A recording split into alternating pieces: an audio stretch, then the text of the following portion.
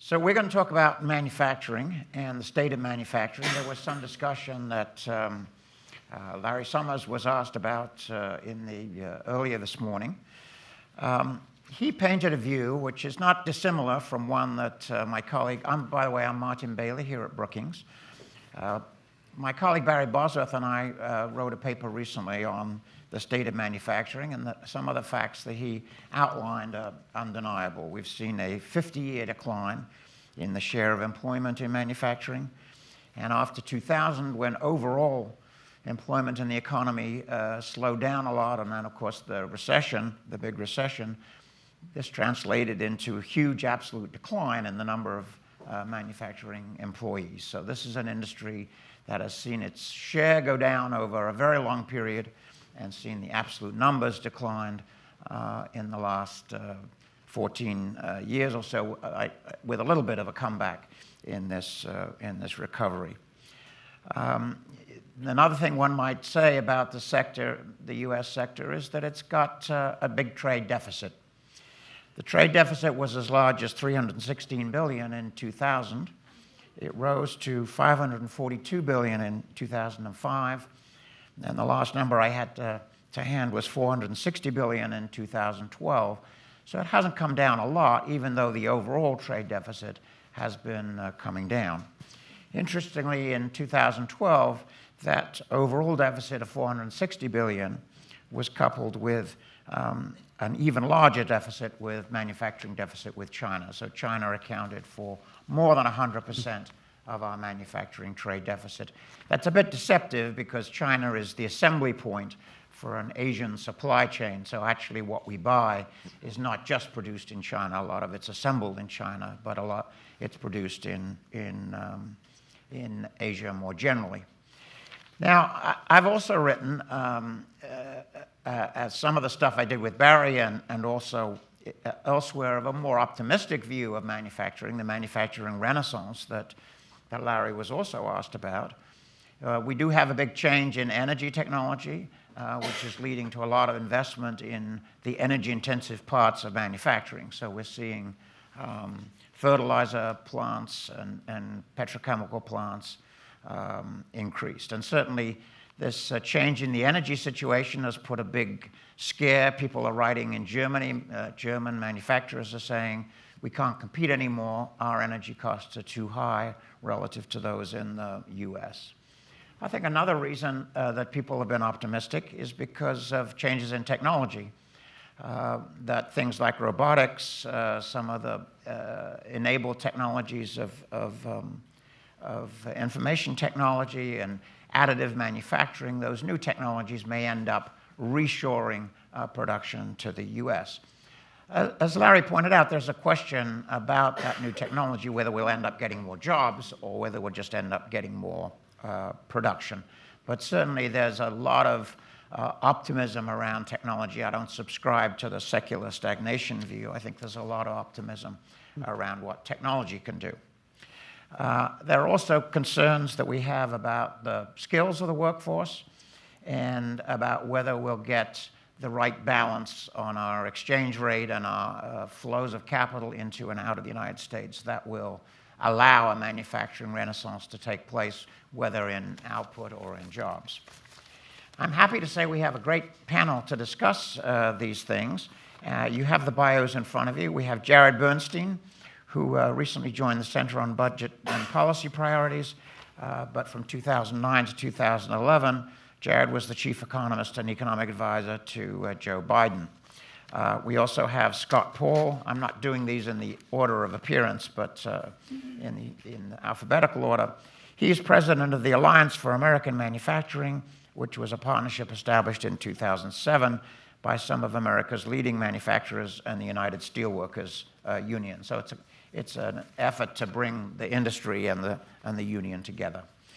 Steve Ratner, who is currently chairman of Willett Advisors, the investment arm for New York Mayor Michael Bloomberg's personal and philanthropic assets. He's a contributing editor to the New York Times, and he does economic analysis for MSNBC's Morning Joe. Previously, Mr. Ratner served as counsel to the Secretary of Treasury and led the Obama administration's successful efforts to restructure the automobile industry. Matt Slaughter, who is at the Tuck School of Business in Dartmouth, where he's the associate dean. He's also the Signal Company's professor of management and the founding faculty director of the Center for Global Business and Government. He was on the Council of Economic Advisors in George Bush's administration. So we have a great panel, and we're going to start with you, Jared, if you'd talk for about 5 minutes on your view on manufacturing. Okay. Actually, my view is somewhat similar to Martin's and closer to his than I would say Larry's, although I do think it is a big question mark. And interestingly, I thought Larry's answer about, what did he say, Bippy or something, sounded more like what I envisioned than his ensuing description, which sounded like negative Bippy.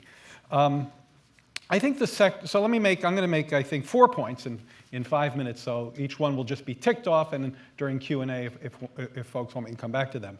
So the sector has more potential than is currently being realized, but we need to get the policy right in order to exploit that. And while I think the emphasis has largely been on tax credits, I'm talking about the administration now, has been largely on tax credits, boosting exports, and on IMIs, Innovation Manufacturing Institutes, all of which I think are venerable initiatives. The key is what Martin touched on, which is trade. And I'm also very glad Matt's here, because I'm going to talk about trade, and I have a feeling my views may be different than him, and he knows a lot about that, so I want to hear him weigh in. Very, very important. If you're going to deal with this issue, I don't like to make too big a deal out of one paper, because one paper you really need more evidence than that. But if you want, I don't think you can really seriously deal with this issue without being aware of a paper by Sue Hausman, which, by the way, also brings a touch of gender balance to the event today. Sue Hausman has written a really important paper called "The Role of Manufacturing in a Jobs Recovery," which can be found on a website called pathtofullemployment.org. And what Sue Hausman has found is that manufacturing productivity is significantly overstated by dint of one sector, the sector that manufactures computers and computer-related goods. If you take that sector out and you look at manufacturing productivity, it's actually not particularly impressive at all. Instead of growing, I don't know, maybe 30% since the latter 90s, it grows something like 7 or 8%. Now, I'm not saying that the computer production sector isn't highly productive. It is. But it may be less productive than we think, because the price hedonics that adjust it are showing very, very, very large declines. I think those declines are certainly moving in the right direction, but their magnitude is questionable. At any rate, that's just one of the biases she finds. There's an offshoring bias that's also important. Basically, the way we measure manufacturing production, we're understating the value of intermediate inputs, and that means we're overstating value added. And according to Hausman, that may explain about 1/5 of manufacturing productivity growth over, I don't know, maybe the last 10 or 15 years, and 1/2 of the growth if you exclude that computer sector. So first point, Larry and everybody else says, and I talk to Larry all the time about this. He was, in fact, on that project, so I'm not telling tales out of school here. Larry and many others talk about the relationship to agriculture and how productivity is really limiting the employment prospects of the sector. I think that's not consistent with Hausman's very provocative research. Okay, third.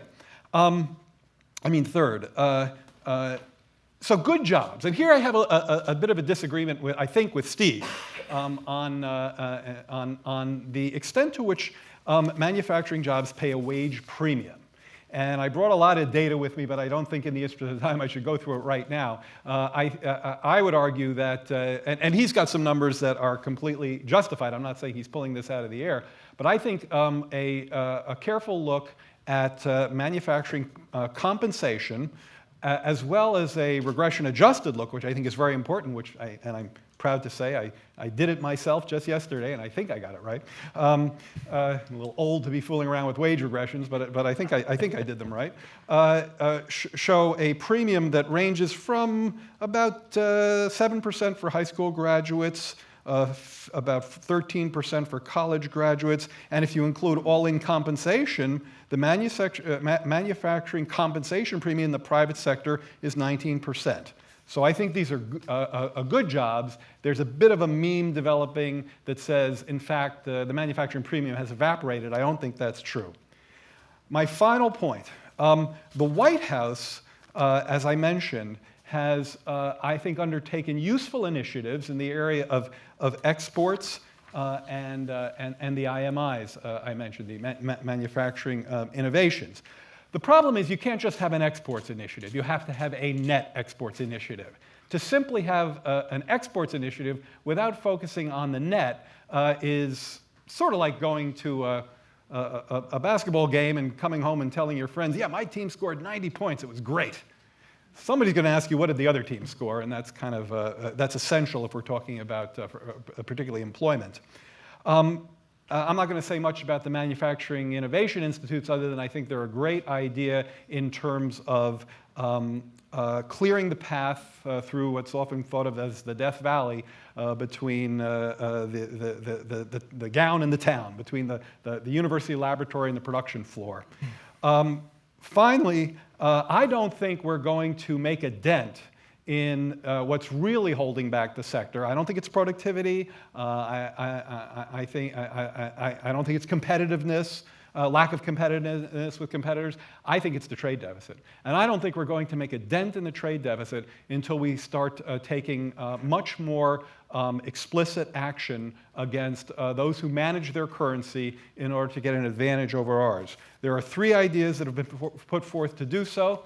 I like at least 2 of them. There's this Levin bill, which would give the administration the ability to impose tariffs on those who manage currencies, and it's item by item. It's actually a fairly, much more tepid bill than I think people think.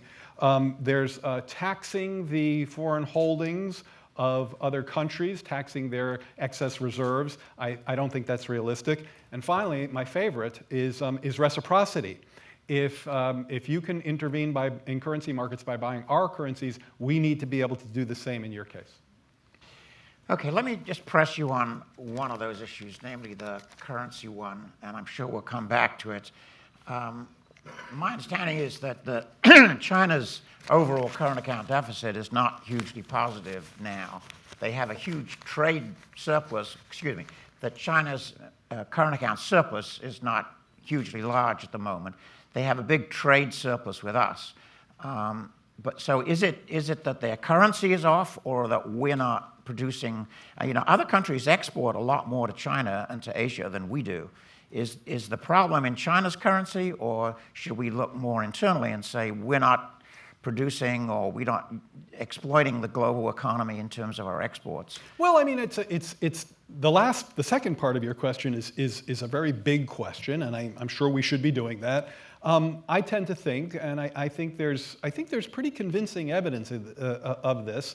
Joe Gagnon's work, I think, has influenced my thinking on this.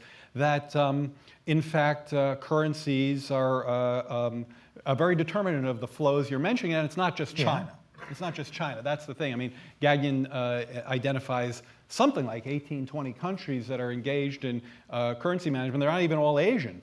So I do, and again, I want to hear Matt weigh in on this, but I do believe that the currency management is a very significant factor in our trade deficit, and I think that's what's holding back our manufacturing sector more than pretty much anything else we've discussed so far today. Thank you. Steve, can I turn to you? Sure. So I'm not an economist. I wasn't really a manufacturing guy. I was a service guy my whole career. And then when I got involved with the Auto Task Force, I was thrown into the world of manufacturing. And what I saw, I found really frightening. And so I'll give you some of my takeaways from both that experience as well as what I've seen since. So I think that, just to pivot off of what Larry said, I think the agriculture analogy does bear some relevance to the discussion about manufacturing. But I think Jared is probably right, although I haven't, again, not an economist, that I don't think the increases in productivity in manufacturing are anything like what they have been in agriculture. Of course, in agriculture, we're a major world exporter. In manufacturing, not. And so I think the example tends to fall short, and I think it unfortunately falls short in a negative direction vis-a-vis manufacturing.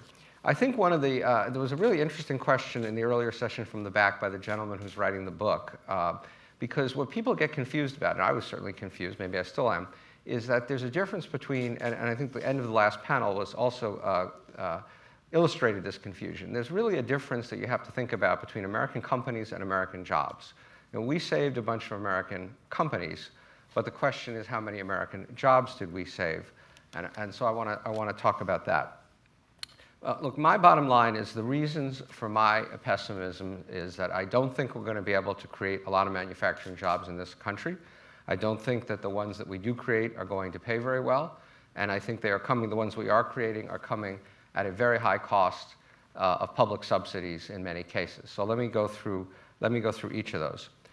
You heard some allusion in one of the earlier panels to the deal that we made with the UAW in which new workers were hired at a much lower wage than workers who had been the traditional old-line workers, and that's obviously all true.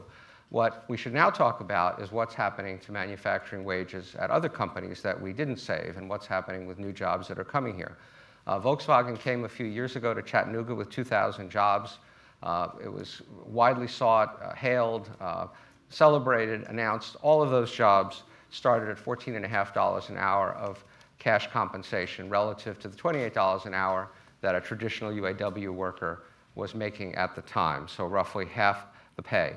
The total cost to VW of each of those workers was $27 an hour. In Germany, the total cost of a worker is $67 an hour. So in effect, Volkswagen was taking wages for jobs from a high-wage country, Germany, and moving them to a low-wage country, the United States. And so we just should bear that in mind. There was a piece that caught my eye a little while ago in the Atlantic about General Electric moving some jobs back to Appliance Park in Louisville, Kentucky. First time in 55 years they had set up a new assembly line. You had to read to page 20, paragraph 27 in that piece to find out that those jobs were coming back at $13.50 an hour, also a major pay cut from where they were before. Let's talk about how many jobs.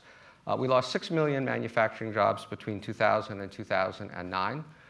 Since the beginning of 2010, when the job and the overall employment situation turned the other way, we've gained back fewer than 600,000. We've actually had for all of the stories that you read in the paper about this company bringing back jobs here and this company bringing back jobs there, we've actually gained back jobs in manufacturing at a slower rate than the overall gain in jobs in the economy. In other words, manufacturing jobs are still losing market share, if you will, relative to where they were. Manufacturing employment today is 12% lower than where it was at the end of 2007 in December. And so why is that happening? It's happening in part because other companies are simply getting better at doing what we were once the best at doing, or certainly among the best in doing. I hope that Paul will ask Sergio in the next panel about some stuff I've seen him quoted about his productivity in his Polish plants and some of his other plants that you wouldn't necessarily think of as being high productivity as well as low wage places. But this is a worldwide phenomenon. It's not just happening here. In Mexico, they are assembling Learjets at the moment, something that we once thought could only be done in America or some other very well-developed country. In China, they're starting to assemble Citation jets. Even in things like advanced manufacturing, our hold over the rest of the world is diminishing, and it will continue to diminish. General Motors today, I think General Motors cut something like 30,000 workers, I'm doing this from memory, as part of our restructuring. And so it has many fewer workers today in the US than it had 5 years ago. It actually has more workers in Mexico today than it did 5 years ago.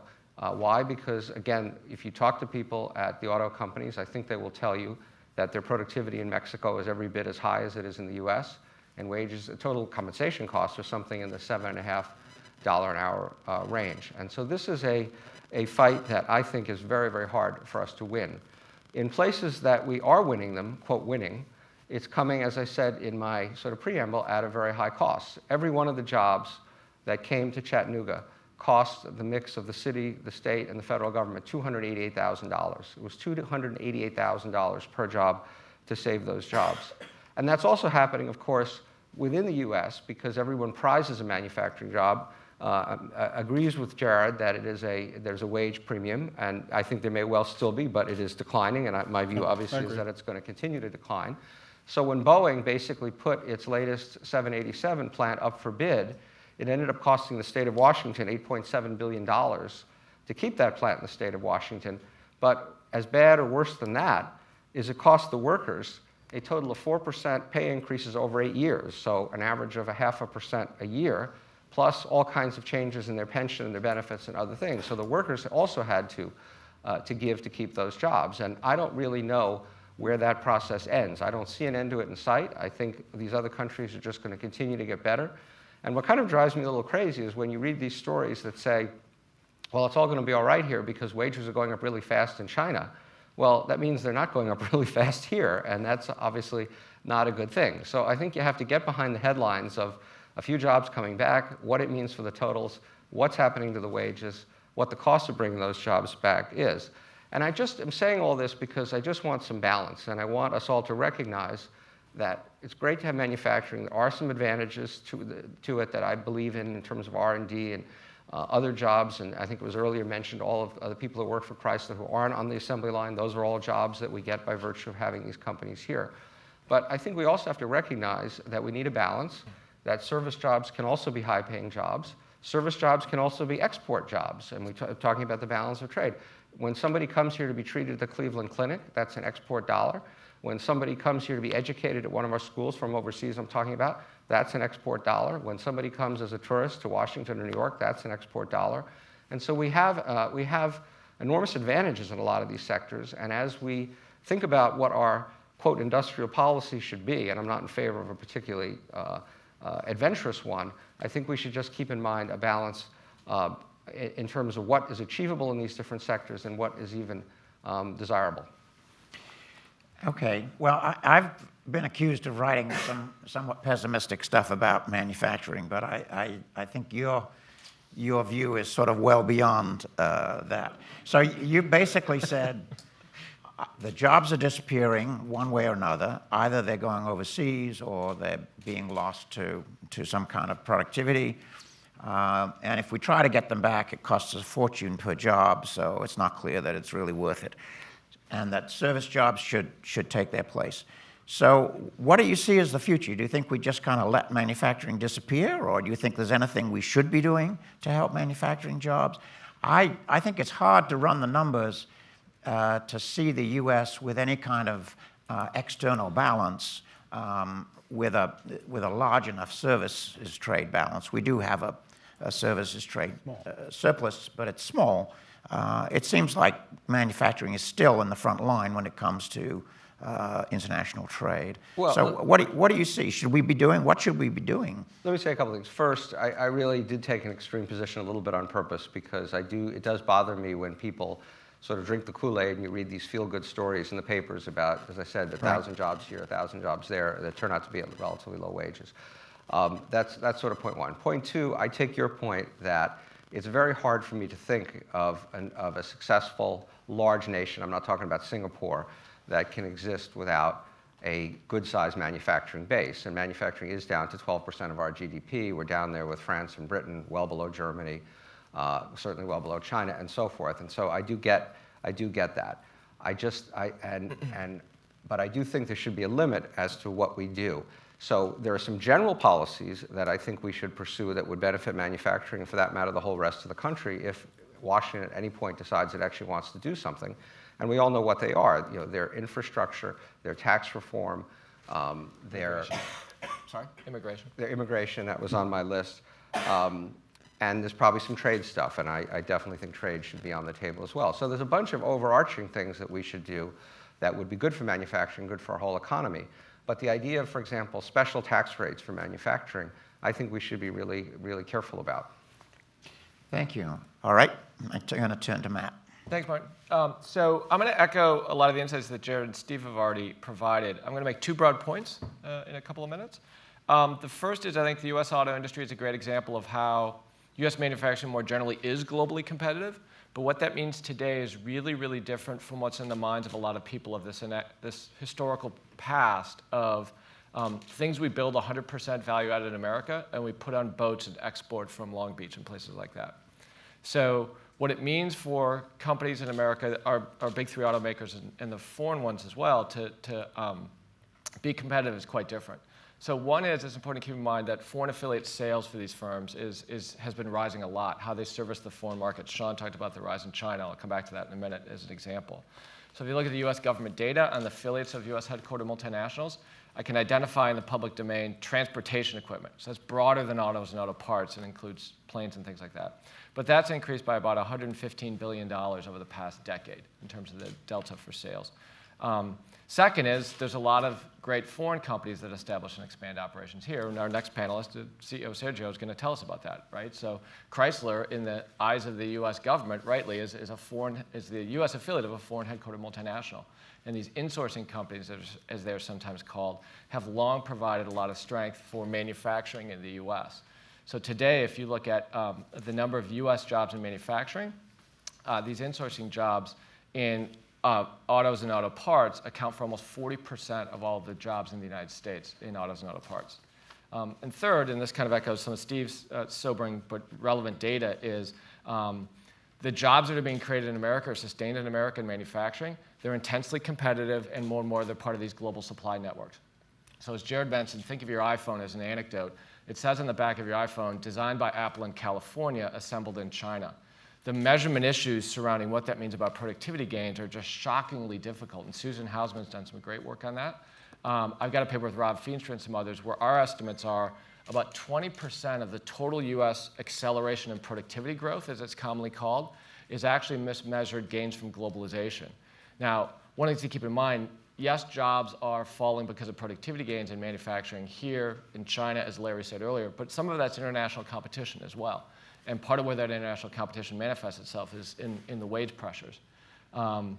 That's something I think just to keep in mind. And so if you look at autos and auto parts in particular, from the trough in June 2009 to last month, there's been an increase in autos and auto parts employment in the US of over 36%, which is terrific in some ways. But it's still over 18% below the peak where it was when the recession started in December of 2007. And on Steve's insight, the total number of manufacturing jobs in the US today is about 12.7 million. That's the same number we had 63 years ago in 1941, just before World War II started. So that's my first message, is just manufacturing in the US is extremely innovative and dynamic. Yes, there's measurement issues, but what that means is a lot of jobs that are connected to global supply chains, where how stuff is being produced and where it's sold in the world is changing very, very dramatically. And I think that gets to so as an example, let me just add one thing on that, given that we're talking about autos. Take a look at the recent annual reports of General Motors, which I did a couple of days ago, and you see some just striking statistics. So first, their worldwide employment in 2013 was 219,000 workers. That was the first year where a minority were in North America. They don't break it out by country, but now a majority of General Motors' employees are outside of North America, not inside. Second, China is amazingly relevant, and the delta for China in terms of the unit sales and revenues is dramatic. So last year, General Motors sold about 9.7 million passenger vehicles in the world. A little over a third, about 3.24 million, was in China. If you look at revenues, from 2011 to 2013, General Motors worldwide had about a $5 billion increase in revenues. That was more than 100% accounted for by China alone. They had an $8.3 billion increase in revenues in China alone over those 2 years. So take China out of the picture for General Motors, and it's a much more challenging environment in the past couple of years. They've got 10 joint ventures of production in China. They've realized increase in sales in a lot of their key product lines, like Buick, of double digits, 15 to 20% over the past year alone. So for the future, for a lot of these companies that we think of as American, more and more it's where they're going to be able to sell passenger vehicles outside of the United States. So my second broad comment is then thinking about public policy to support jobs and wages in America, which I think a lot of people care about. What we need for policy today, I think, is quite different again from what we used to think about in the past. In particular, trade policy and supporting manufacturing, it used to be about breaking down trade barriers. That's what a lot of the GATT and the WTO were about. But when you look at what company executives talk about serving markets around the world, it's a much more subtle and complicated set of issues of market access, national treatment, and here I want to throw out intellectual property protection. And that's just a pervasive issue, especially given the headlines of the past couple of days when you think about engaging in the Chinese market. I was there last week with some companies, and it's just the anxiety is across the board, and it's we cannot bring laptop computers in, we cannot bring our BlackBerries in, we can go to Radio Shack and buy a clean cell phone because of the concern about the pervasiveness of state-sponsored and sanctioned espionage.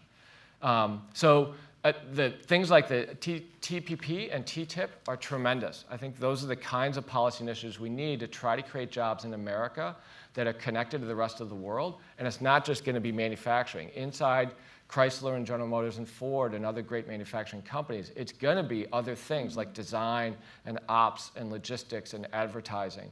Those can be very good jobs, but the kind of policy to support that. And I'll just gently say, Jared, I put currency kind of low down on that list. China's, the real yuan appreciation has been pretty sizable against the US dollar for the past several years. That might help a little bit, but I think it's these other issues that are first order. So I'll stop there, Martin. So you're painting a picture, if I may read it right, of the fact that American multinational companies are very successful globally. They're dealing with global competition. There's still a large number of American what we think of as American companies that are doing well globally. But they're not manufacturing here in the United States and exporting a lot. I don't know that they're importing back from their foreign subsidiaries a little bit, but not so much. So why is that? What's the problem? Why aren't they got lots of money, most of them, it's sitting offshore. What do you think the problem is that's discouraging them from investing back in the United States? So there's a couple things. One you touched on, which is international tax. I mean, we should all be clear. One of the real impediments. One is tax. Yeah, one is tax. So we see that with pharma these days. A second is, for better or for worse, some of these local markets have had over the years local performance requirements. So you'd like to sell to our customers, governments say you need to do some production here. So that's been a pull.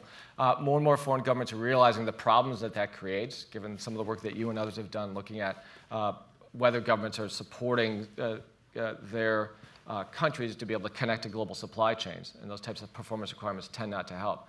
But the third thing that's really important, I think, is just a lot of business imperatives. There's a lot of industries where you need to be close to the customer and the local production, the responsiveness of time, doing innovation, the tailoring products to the local markets. A lot of that pulls these companies to have activities be done in the host markets.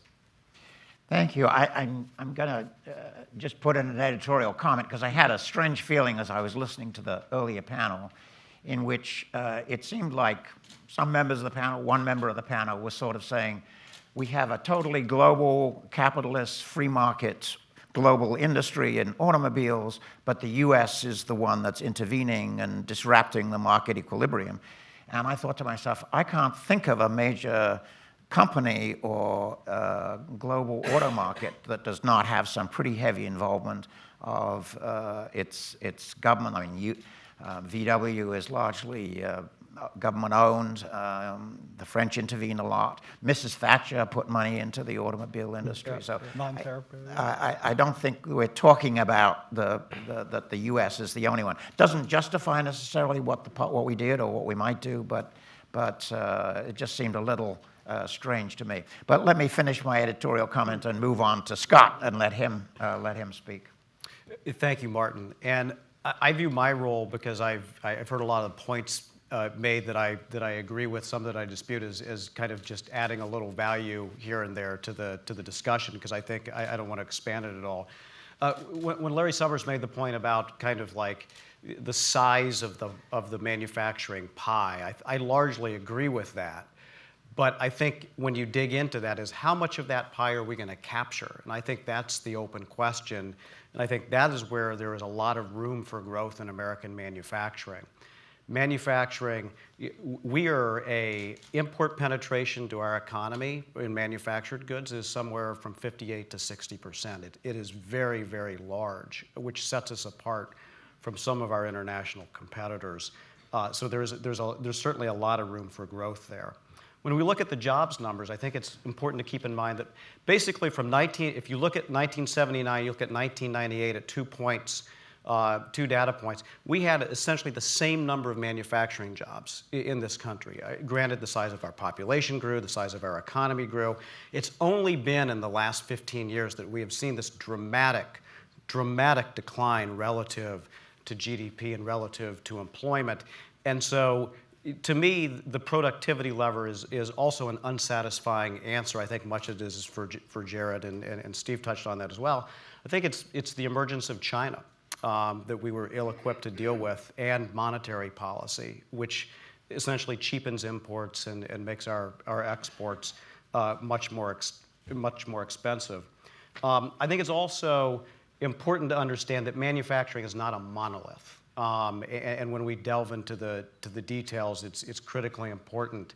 The auto sector itself is responsible for about 1 out of every 9 manufacturing jobs. Very few of those are in the assembly stage. A lot of those are in the second and the third tier suppliers, and it even has an outsized impact on industries like paper.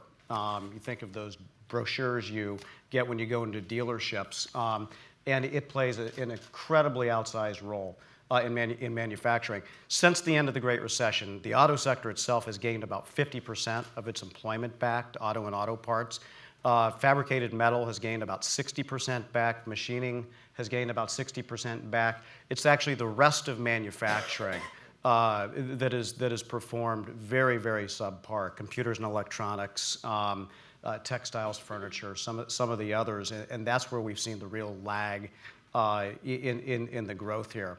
And I also, something that Martin said with regard to industrial policy caught my attention, because I was listening to Cliff Winston. I was like, if that's industrial policy, it's weak tea industrial policy in the United States, and hardly recognizable. Mr. Marchioni and the Detroit Three compete not only with Kia and Toyota and Hyundai, they compete with the government of Japan, they compete with the government of Korea, and they compete with the government of China each and every day, which I do think argues for special treatment for manufacturing within our economy, to the point that Steve made. I mean, services are largely localized. I mean, if you want to buy a piece of clothing, you go to the retail store, you have a choice of where you get it from, or you could get it online, but that's localized. Same with hospital services, same with education. Most people are going to stay within the United States. The one thing that is very movable is production, is manufacturing, and it's important to have the right levers in our economy to be able to manage that, especially in a global environment where all of our competitors have deep and rich industrial policies, some of which are very damaging. For instance, China's mercantilism and kind of nativist approach to how they want to develop the economy. Japan's currency interventions, and they're blocking access for on a large scale for our automakers. And I think it calls out that this is a sector that deserves some special attention, even if it is a small part of the American economy, because it is one that is particularly vulnerable to be offshored. And if we don't get it right, that decline is inevitable. I do think that there are some potential advantages that we have moving forward. The energy is one of them. The Federal Reserve did important work in December that looked at the emerging natural gas advantage, discovered that it has not even caught hold in manufacturing yet. Only the absolute most energy-intensive manufacturers have seen the benefits of this. And when it comes online over the next 2, 3, 4 years, and as crackers build up around the Marcellus Shale, and we get more of a distribution network, I think you will see that advantage rise, and that's something that we want to take advantage of. I think the skills issue is largely overplayed. When you look at the labor market today, it's hard to make an argument that there is a paucity of skilled workers available for manufacturing positions. I think there is a lack of know-how in terms of how to get those workers into positions. I think that's where unions working together with their companies play an especially important role, because when you look at the Detroit Three and the training relationship they have with the UAW, when you look at the steel industry and the training relationship they have with the steel workers, you don't see many of the calls coming from that sector. You see it from smaller size manufacturers who haven't been hiring for a very long time and may now find themselves in the marketplace for that. And I think there's a lot of room to be harvested in terms of closing this output gap. And Steve touched on that with regard to infrastructure investment, which we are way behind. With regard to immigration, forming families, getting the housing market restarted. I think there's a lot of harvesting that can still be done in our economy. I mean, I do think it's possible to grow the size and scope of manufacturing employment. I think that it's mostly policy levers that will depend on how much success we have there. And I'll just close with this. And Matthew referred to the TPP. I think this is an important test case. I mean, we have seen terrible negotiating of agreements in the past. If you look at China and how we gave up PNTR and what we got in return for that, it's hard to call that a success using the Larry Summers test. Looking back 5 or 10 years, we negotiated a terrible deal there. I think there's a lot of buyer's remorse over Korea and the lack of market access that our companies are getting to the Korean market. And I think if we make the same mistake in the TPP, particularly with regard to Japan, that we will regret it. I think it's important to get it right. And if there is an opportunity to negotiate a 21st century agreement, it's one that has to deal with currency disciplines. Otherwise, it's ignoring one of the most important levers of global trade and competitiveness. Thank you. Well, we're running a little short of time, so I'm going to, rather than ask you a question, I'm going to go to the audience and ask for a couple of questions. Can we respond at all to? Yes, we do. There's a question here, and then we'll get the audience, the panel members to have a quick wrap-up. Thank you. Hans Roger VB, the question is for Mr. Can you speak up a little bit? Yes, certainly. Yes. The question is to Mr. Bernstein. In regards to the issue of currency manipulation, I'm a bit afraid that we are not the business student in the class.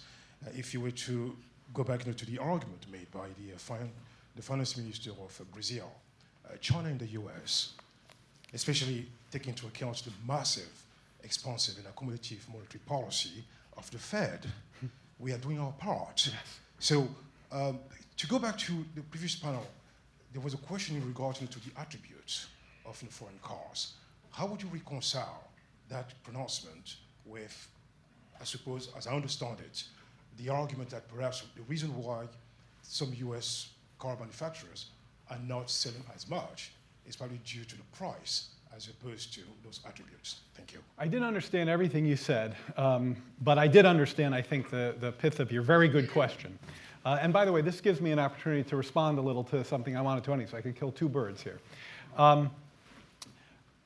I have heard, as has Ben Bernanke, now he works here, but when he was at the Fed, he talked about, he defended monetary actions in the face of accusations, well, you're managing currency just like folks that, not the Fed necessarily, but that other commentators say other countries are doing.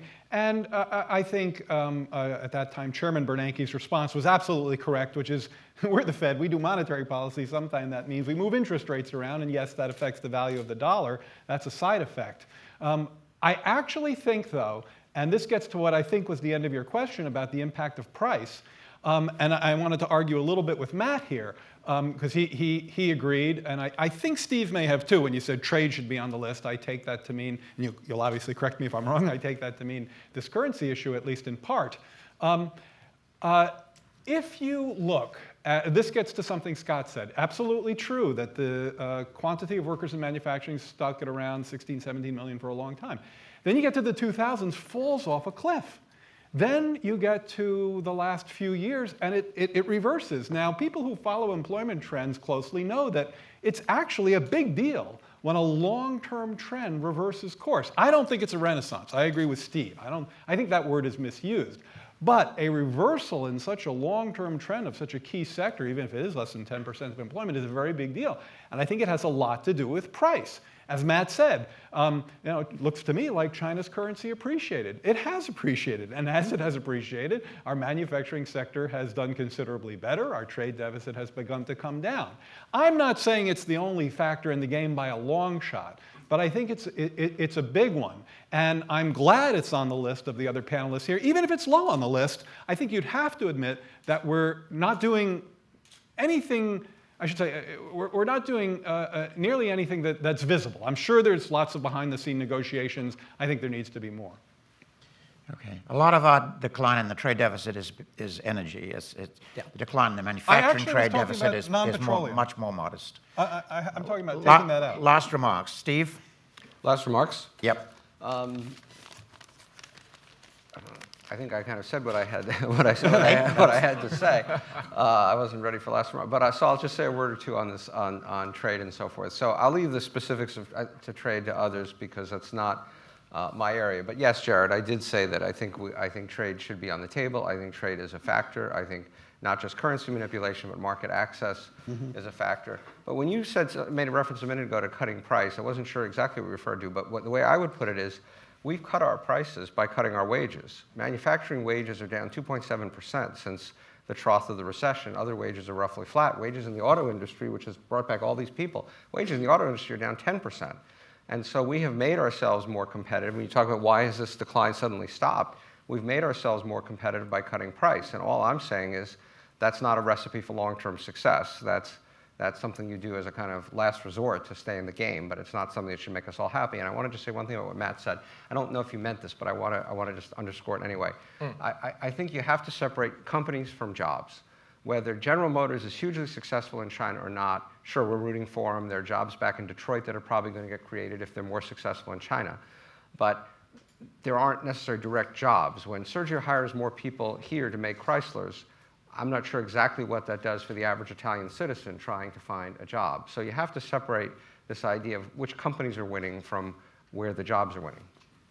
Matt? Completely agree. I think that this interesting conversation, I always put in I put in the context of, hopefully everybody in this room cares about trying to create good jobs at good wages in the US and lots of other parts of the world. And the sobering data on falling real incomes for so many workers and households is the paramount policy issue. So historically, companies, whether they're US-based or foreign-based, that are somehow connected to the global economy, tend to be more productive and tend to be more innovative, and they tend to pay higher wages. That doesn't always happen to be the case, and this comes back to the deepest policy issue I think here is things that you rightly pointed out of tax reform, infrastructure investment, I'll put in immigration reform, I'm biased being an educator, education policy. Those are the things that support high productivity jobs, meaning high wage jobs in all kinds of industries. Last words? Two very quick points. There still is a premium for manufacturing. The Commerce Department data shows that new hires in manufacturing, even though it's lower, as Steve said, still 38% better than other jobs created since the end of the Great Recession in the rest of the private sector, which is an important point, especially for people without a four-year college degree. And also, I would say that one thing that gives me optimism, and it took an Italian CEO to do this, but the idea that Made in America is back and you can be proud of it. The Super Bowl ad that Chrysler did 2 years ago really set the tone for that. You see more companies embracing that, along with the management theory that some have alluded to about innovation and trying to localize that. And I think that's something that shouldn't be understated, is this idea for decades, which was to offshore. Now there's at least a plurality of management theory about localization as well to serve the market, and I think that will benefit American manufacturing. Great, thank you. Well, thanks to our panel, and we look forward to the rest of the session.